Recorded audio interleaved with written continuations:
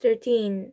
Again, the Israelites did evil in the eyes of the Lord, so the Lord delivered into the hands of the Philistines for 40 years. A certain man of Jorah, named Manahath, from the clan of the Danites, had a wife and who was sterile and remained childish. The angel of the Lord appeared to her and said, "You are sterile and childish, but you are going to conceive and have a son. Now see to it that you drink no wine or other fermented drinks, and that you do not eat anything unclean, because you will conceive and give birth to a son. No razor may be used on his head, because the Lord is the Nazareth, set apart to God and the birth, and he will be the deliverance of Israel from the hands of the priestess."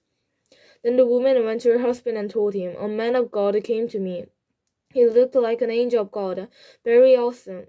I didn't ask him where he came from, and he didn't tell me his name. But he said to me, 'You will conceive and give birth to a son. Now then, drink no wine or other fermented drink, and do not eat anything unclean, because the boy will be a Nazareth of God from the birth until the day of his death.'" Then Manoah prayed to the Lord, "O Lord, I beg you, let the man of God you sent to us come back and teach us how to bring up the boy who is to be born." God heard Manoah, and an angel of the Lord came again to the woman while she was out in the field. But her husband Manoah was not with her. The woman hurried to tell her husband, "He's here. The man appeared to me the other day." Manoah got up and followed his wife. When he came to man, he said, "Are you the one who talked to my wife?" "I am," he said. So Manoah asked him, "When your words are fulfilled, what is to be rule for the boy's life and work?" "Wife must do all that I have told her. She must not eat anything that comes from the grapevine, nor drink any wine or fermented drink, nor eat anything unclean. She must do everything I have commanded her." Manoah said to the angel of the Lord, "We would like to stay until we prepare a young goat for you." The angel of the Lord replied, "Even though you detain me, I will not eat any of your food. But if you prepare a burnt offering, offer it to the Lord." Manoah did not realize that it was the angel of the Lord. Then Manoah inquired the angel of the Lord, "What is your name, so that we may honor you when your word comes true?" He replied, "Why do you ask my name? It is beyond understanding." Then Manoah took a young goat together with the grain offering and sacrificed it on the rock of the Lord. And the Lord did an amazing thing while Manoah and his wife watched. As the flame blazed up on the altar toward heaven, the angel of the Lord ascended and the flame. Seeing this, Manoah and his wife fell with their faces to the ground. When the angel of the Lord did not show himself again to Manoah and his wife, Manoah realized that it was an angel of the Lord. "We are doomed to die," he said to his wife. "We have seen God." But his wife answered, "If the Lord has meant to kill us, he would not have accepted a burnt offering and a grain offering from our hands, nor shown us all these things, or now told us this." The woman gave birth to a boy and named him Samson. He grew, and the Lord blessed him. And the Spirit of the Lord began and stirred him while he was in Mahana's den between Jorah and Eshtaol. 14. Samson went down to Timnah and saw there a young Philistine woman. When he returned, he said to his father and mother, "I have seen a Philistine woman in Timnah. Now get her for me as my wife." His father and mother replied, "Isn't there an acceptable woman among you, relatives, or among all your people? Must go to the uncircumcised Philistines to get a wife?" But Samson said to his father, "Get her for me. She is the right one for me." His parents did not know that this was from the Lord, who was seeking an occasion to confront the Philistines, for at that time they were ruling over Israel. Samson went down to Timnah together with his father and mother. As they approached the vineyard of the Timnah, suddenly a young lion came roaring toward him. The Spirit of the Lord came upon him in power, so that he tore the lion apart on his bare hands, and he might have torn a young goat. But he told neither his father nor mother what he had done. Then he went down and talked with the woman, and he liked her. Some time later, when he went back to marry her, he turned aside to look at the lion's crashes. In it was a swarm of bees and some honey. Ward scooped out of his hand and ate it. He went along. When he rejoined his parents, he gave them some, and they too ate it. But he did not tell them that he had taken the honey from the lion's carcass.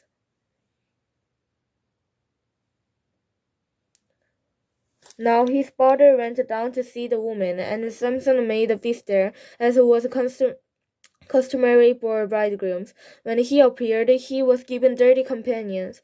"Let me tell you a riddle," Samson said to them. If you can give me the answer within the 7 days of the feast, I will give you thirsty linen garments and 30 sets of clothes. If you can't tell me the answer, you must give me 30 lion garments and 30 sets of clothes. "Tell us your riddle," they said. "Let's hear it." He replied, "Out of the eater some to eat, out of the strong something sweet."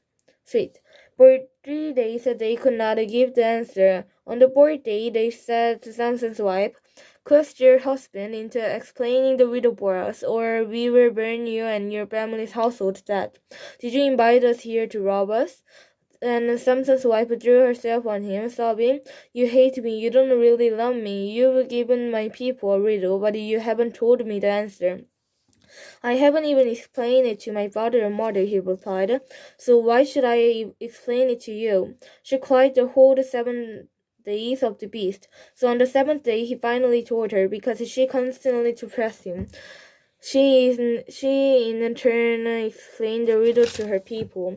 Before sunset on the 7th day, the men of the town said to him, "What is sweeter than honey? What is stronger than a lion?" Samson said to them, "If you have not plowed with my heifer, you would not have solved my riddle." Then the Spirit of the Lord came upon him in power. He went down to Ascalon, struck down 30 of their men, stripped them to their belongings, and gave the clothes to those who had explained the riddle. Burning with anger, he went up to his father's household. And Samson's wife was given to the friend who had attended him at the wedding.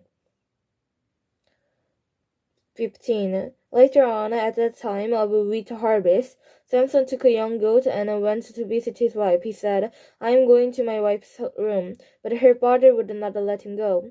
"I wasn't so sure you totally hated her," he said, "that I gave her to your friend. Isn't her youngest sister more attractive? Take her instead." Samson said to them, "This time I have a right to get even with the Philistines. I will really harm them."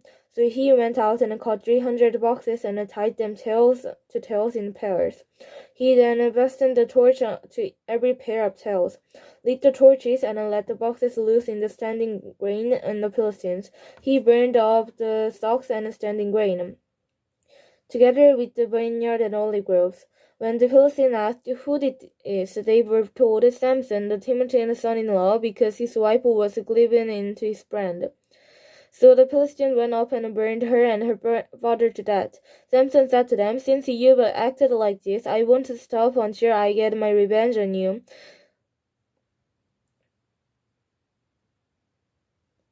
He attacked them viciously,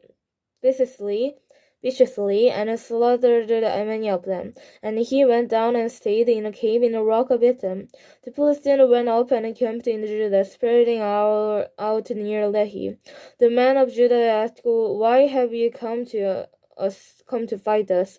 We have come to take Samson prisoner," they answered, "to do to him as he did to us." Then 3,000 men from Judah went down to the cave in the rock of Etam and said to Samson, "Don't you realize that the Philistines are rulers over us? What have you done to us?" He answered, "I merely did to them what they did to me." They said to him, "We've come to you and hand you over to the Philistines." Samson said, "Swear to me that you won't kill me yourself." "Agreed," they answered. "We will only tie you up and hands and over to them. We will not kill you." So they bound him and with 2 new ropes and let him up from the rock. As he approached Lehi, the priest came toward him, shouting. The Spirit of the Lord came upon him in power. The rope of his arm became like a charmed flax, and a binding dropped from his hand. Binding a flesh jawbone of the donkey, he grabbed grabbed it, and struck down 1,000 men. Then Samson said, with a donkey's jawbone I have made donkeys of them. With a donkey's jawbone I have killed 1,000 men. When he finished speaking, he drew away the jawbone on the place where caused Ramat Lehi. Because he was very thirsty, he cried out to the Lord, You have given your servant this great victory. Must I now die of thirst and fall into the hands of the uncircumcised? The God opened up the holy place in Lehi, and water came out of it. When Samson drank it, his strength returned and he revived. So the spring was called in Hakra, and it is still there in Lehi. Samson led Israel for 20 years in the day of the Philistines.